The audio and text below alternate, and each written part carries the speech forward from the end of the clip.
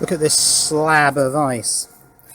I took it off the top of this bucket because, I mean, until today it was cold, very cold, but now it's sunny.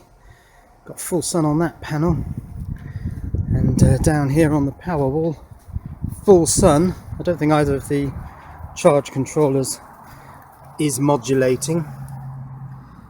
No. Oh, that's 14 point something, that's good. What's that one doing? 13 point something.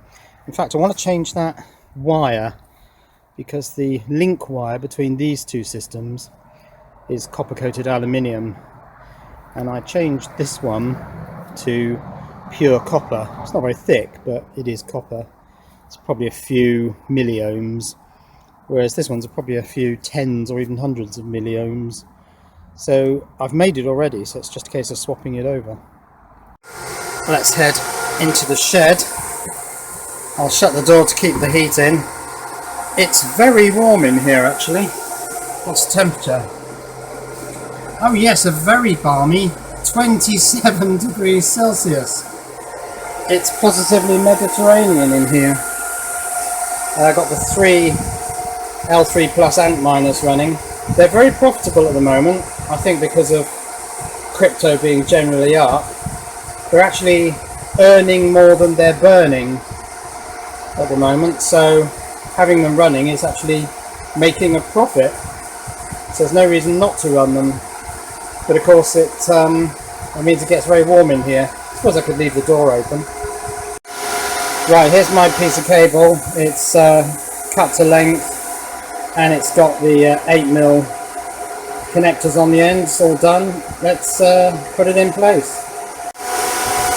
Yeah, it's getting quite warm in the shed now. Let's have a look. 30 degrees Celsius, 29 now. So that's a bit warm. I think I'm going to have to turn one of these off. I've noticed that I've got all the miners now, 2.4 kilowatts, running through one plug. And that plug's quite warm. Not hot, but it is warm.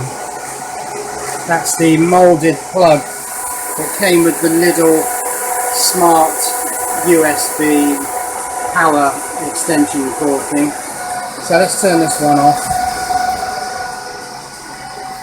And yeah, hopefully it'll cool down a bit in here. I mean, I could open the door. I could do that, I suppose. And over here we've got plenty of energy in these lead acid batteries.